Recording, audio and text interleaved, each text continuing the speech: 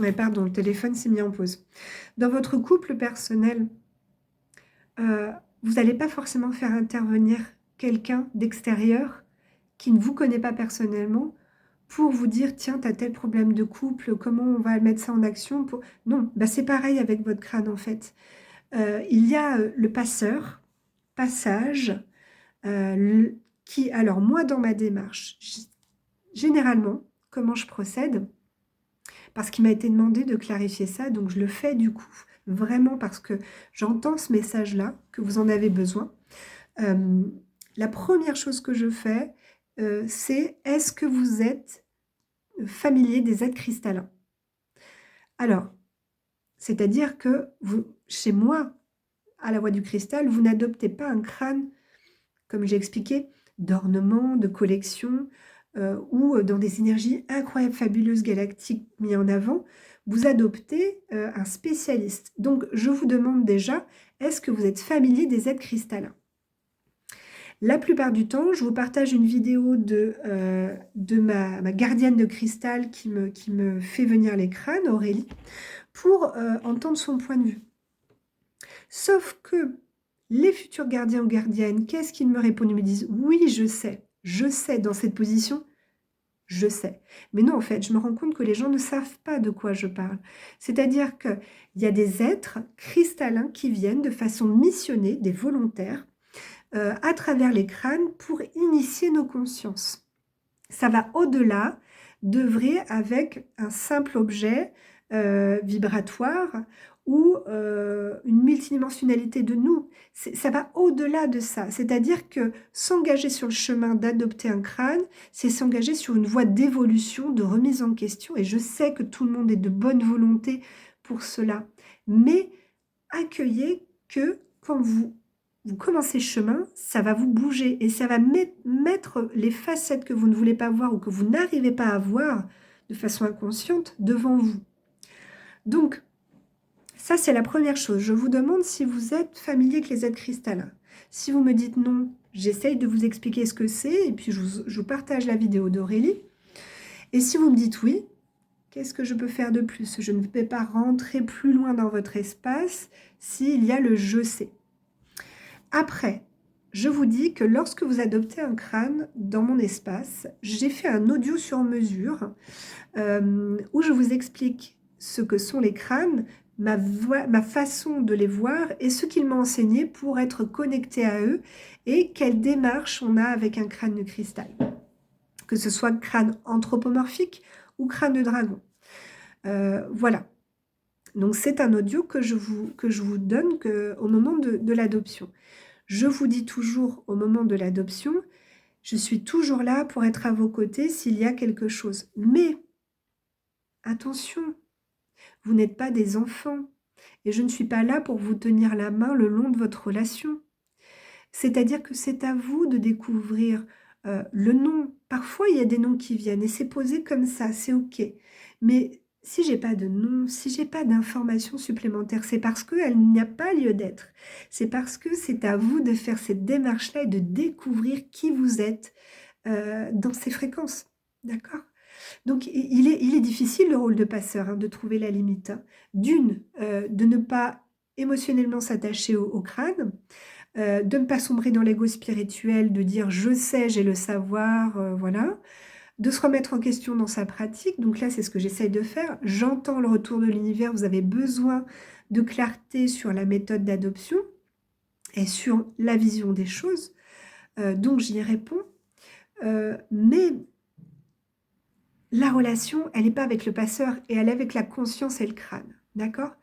Et je vous le répète, la façon de passer les crânes est, et celle du passeur. Moi, c'est très direct et assez simple, parce que c'est comme ça que je fonctionne, ce sont mes énergies. D'autres vont mettre beaucoup plus de choses autour, avec beaucoup de messages, beaucoup de descriptions, mais parce qu'ils sont comme ça. Et c'est ce qui en fait la beauté de leur passage également. D'accord? Donc généralement, moi je travaille avec des spécialistes, des chefs d'orchestre, des crânes maîtres, des crânes compagnons, des crânes médiumniques, euh, mais parce qu'ils ont un job précis à faire. Donc, Je ne peux pas vous délivrer de messages plus que ça quand je vous fais adopter un chef d'orchestre. Parce que le chef d'orchestre, il n'est pas là pour délivrer des messages, il est là pour œuvrer. On y va, c'est direct. Voilà. Je vous envoie ce petit texte que j'ai peaufiné avec eux pour vous expliquer quel est son rôle et qu'est-ce qu'il fait sur vous. Hein, notamment mettre en résonance la particule vibrante dans votre moelle osseuse. D'accord? Le travail sur votre structure cristalline et gothique. Mais si vous n'avez pas conscience des énergies cristallines, de la structure égotique, de la structure solaire, faites la démarche de vous initier. D'ailleurs, je propose des formations pour ça. Je propose des ateliers pour ça. Et puis, je propose également des consultations de lecture de crâne. C'est-à-dire qu'à un moment, il faut être honnête, le passeur, si c'est son activité pour en vivre, on se doit également de devoir proposer des services payants, parce que c'est notre job. Ça va être beaucoup plus difficile de passer des crânes de cristal dans le sacré et dans des belles conditions sur un trottoir en tant qu'SDF, quoi. Je fais ça de façon excessive, mais clairement. Donc, c'est tout notre environnement, d'accord? Et il faut savoir que si vous avez besoin d'une consultation de lecture de crâne, eh bien, je peux le proposer, mais c'est à votre demande. Je ne vais pas aller vous chercher par la main parce que vous n'êtes pas des enfants. En tout cas, je ne vous considère pas comme ça. Je vous considère sur des gens sur le chemin de l'évolution et je me mets à disposition, mais je ne vais pas aller chercher les gens pour les initier. C'est pas comme ça que ça marche. C'est la personne qui vient se faire initier lorsqu'elle est prête, lorsqu'elle a besoin de recevoir. D'accord? La relation avec un crâne de cristal, c'est très profond et parfois ça met du temps parce qu'il y a besoin de calibrer cette relation. Est-ce que vous êtes beaucoup dans un fonctionnement mental? Est-ce que vous êtes beaucoup dans un fonctionnement égotique? Vous avez besoin de comprendre les choses, les interpréter. Euh, C'est un processus qui se fait naturellement en fait, complètement naturellement, et qu'on ne peut ni forcer ni tricher. Laisser faire les choses. L'être humain est d'une impatience incroyable, et mon Dieu, je connais bien ça, dans le fait qu'on voudrait un gros feu d'artifice explosif avec des résultats concrets et rapides. Mais nous travaillons dans des énergies subtiles, dans des états de conscience, pour recevoir, pour écouter le message du crâne. Il va falloir que vous vibrez dans la même fréquence que le crâne. Lui, il s'est déjà adapté à vous. Il est en mode émission, tout le temps.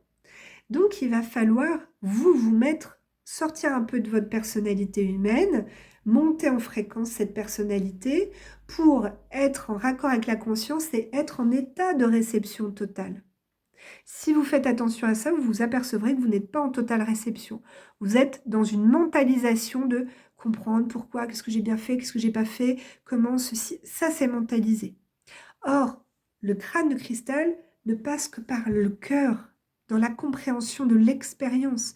Et lorsque vous me faites des retours, j'ai pas de connexion, je comprends pas, ou alors il y a des messages ou d'autres types de questions, vous êtes déjà en train de travailler une facette et vous ne vous en rendez même pas compte en fait.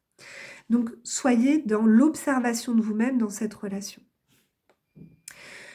Dans ma démarche d'adoption, je ne fais pas de passation comme je l'aurais fait il y a 6 mois avec mon binôme, parce que c'est pas ce qui m'est demandé. Ce qui m'est demandé, c'est d'ouvrir des espaces où le gardien peut accéder directement à son crâne. Il m'arrive même parfois de traverser, je sais pas, de me promener, d'aller dans une boutique et paf, je tombe sur un crâne. Et le crâne, il me dit, c'est OK, je rentre avec toi parce que le gardien va passer par toi. Je suis une sorte d'agence immobilière cristalline. Je leur trouve leur maison, leurs appartements. Donc le crâne, en fonction de sa taille, son minéral ou ce qu'il a besoin de travailler.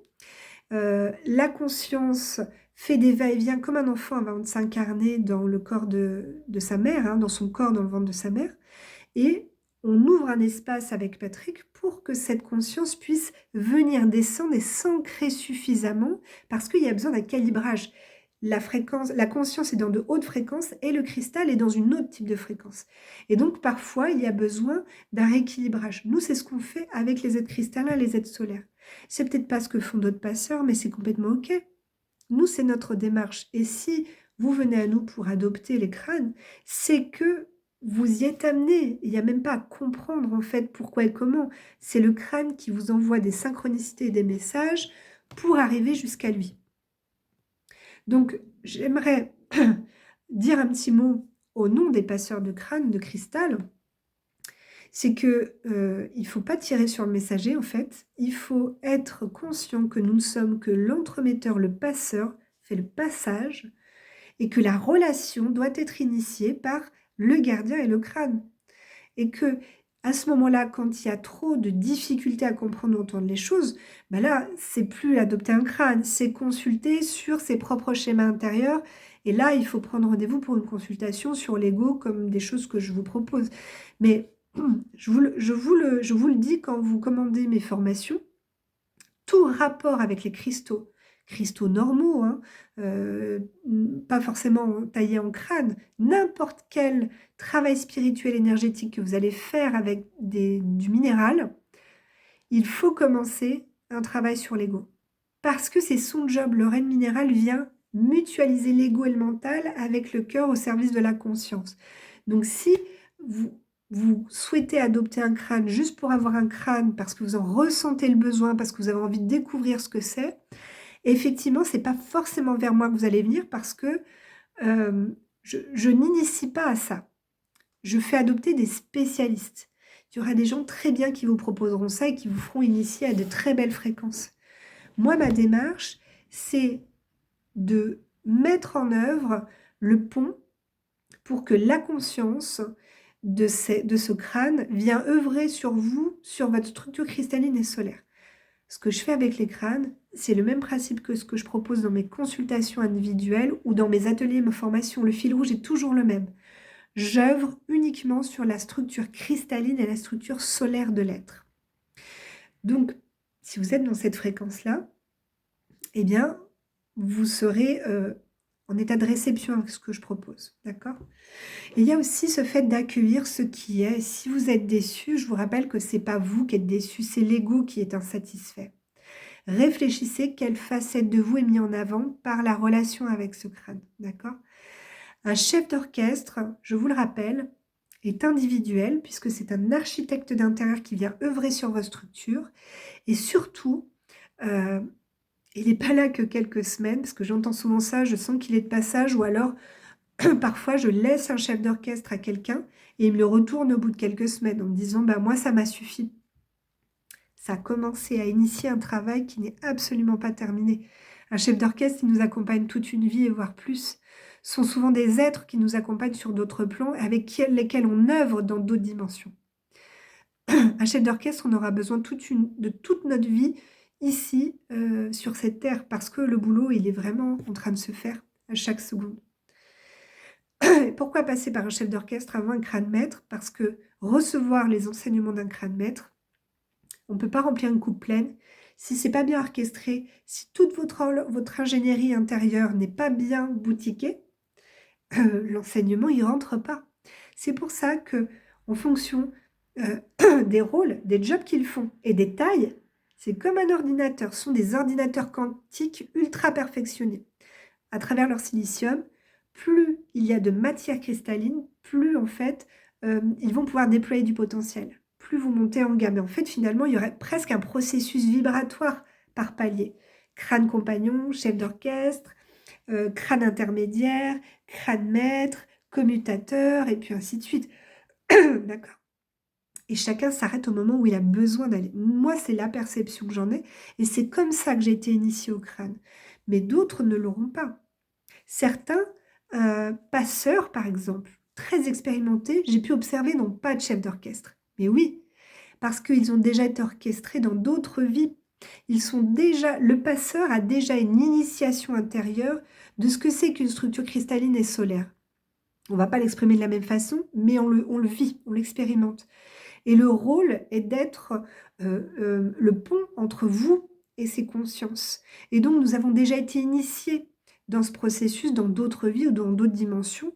Et les crânes qui viennent œuvrer avec nous, souvent les passeurs ont des crânes maîtres qui viennent enseigner, ou des équipes.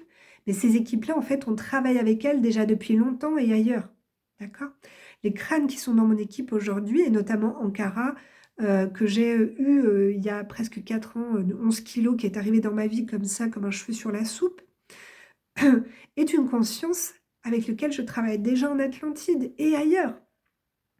Elle est juste venue me reconnecter et, donc du coup, elle se représente devant moi à ce moment-là. C'est pour ça que les passeurs connus n'ont pas de chef d'orchestre, j'ai pu l'observer, et cette notion du coup ne les reparlera pas forcément, parce qu'en fait, ils sont déjà orchestrés de l'intérieur pour réaliser leur job et leur mission dans cette vie-là.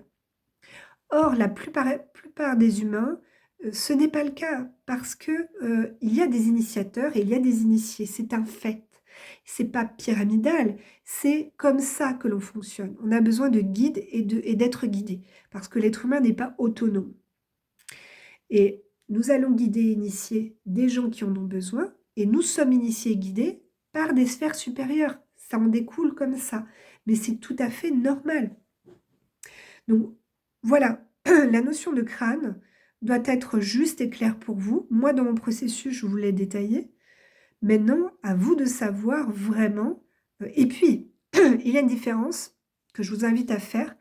Est-ce que le crâne, euh, vous deviez juste récupérer une fréquence ou un message sur une photo, une vidéo, ou est-ce que vous deviez vraiment l'acquérir?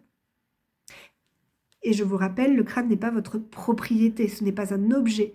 Vous adoptez, et le mot n'est même pas encore OK, hein, adopter, vous accueillez chez vous un nouveau membre, une nouvelle conscience pour évoluer.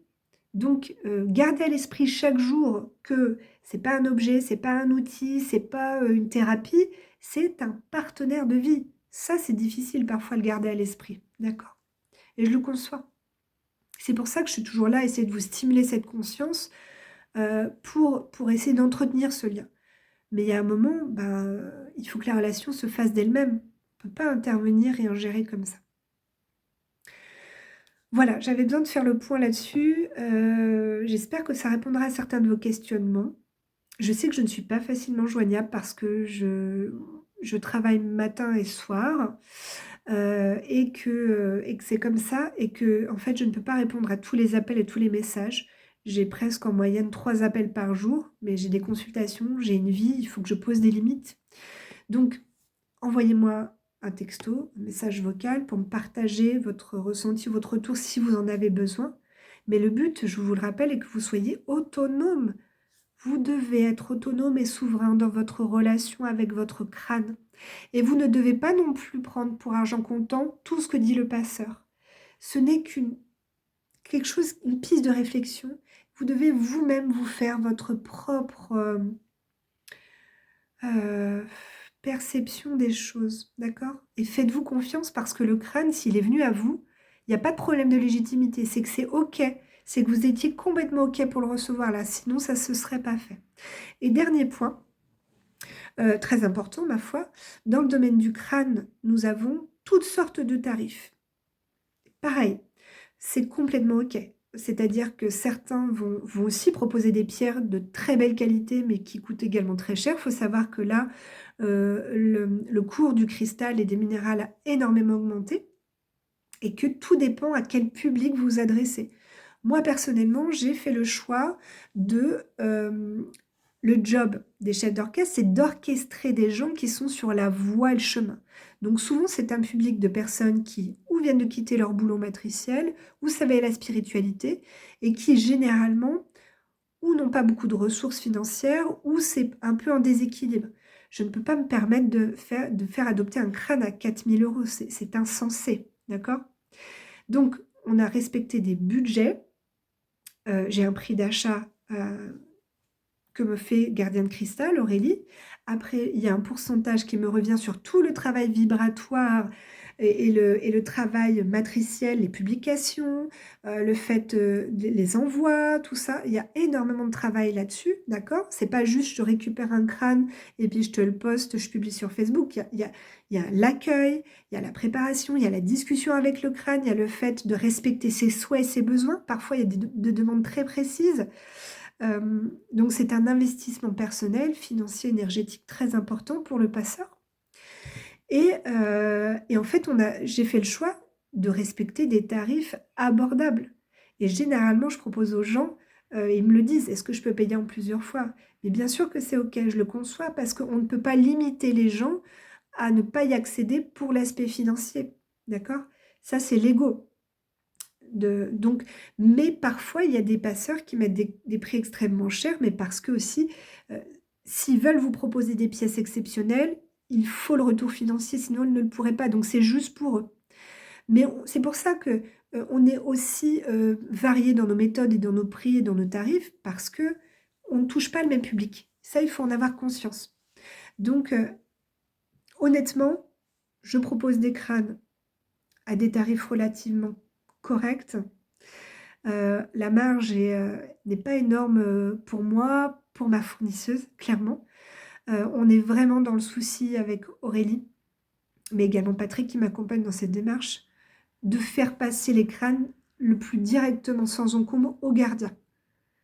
D'accord? Donc, j'ai pas d'intermédiaire, en dehors d'Aurélie qui après achète directement, au sculpteur. Donc le crâne arrive du sculpteur, il passe chez Aurélie, gardien de cristal, et il arrive chez moi. Voilà, ce ne sont pas des crânes qui ont déjà servi à d'autres personnes, qui ont déjà été initiés. Parfois ça arrive, mais moi je ne reprends pas les crânes, c'est pas ma démarche. Je suis vraiment sur un domaine spécifique qui est le chef d'orchestre, le crâne, maître. Bon, les autres types de crânes dont je vous ai parlé aussi, mais c'est plus rare, parce que tout le monde n'accueille pas et n'ont pas le rôle d'œuvrer sur des points stratégiques telluriques avec les crânes commutateurs là, de 20 kilogrammes. Les crânes médiumniques, ça n'intéresse pas tout le monde non plus, les crânes de dragon non plus. Donc j'ai vraiment un public qui est initié dans ces fréquences-là et qui répondent à cette demande. Donc définissez vraiment vers qui vous vous tournez et parfois vous vous orientez, sur, par exemple, sur plusieurs mois, sur différents types de passeurs, mais c'est OK. Et accueillez que, la démarche et la passation, est représentative des énergies de l'être qui fait ça. Et moi, je suis dans une démarche simple et directe. C'est ma méthode et c'est la plus juste parce que c'est la mienne. Voilà, je ne peux pas, je vais pas faire plus pour faire plaisir. Je fais ce qui est juste pour moi, ce qui m'est demandé aussi par ces êtres. Voilà. Je vous remercie pour votre écoute, c'était important de clarifier ça. Si vous avez des questionnements, contactez-moi ou répondez directement sur le fil. Et je vous souhaite un très bon moment de partage avec vos crânes. C'est un chemin merveilleux que vous avez commencé et je vous dis à bientôt. Merci, au revoir.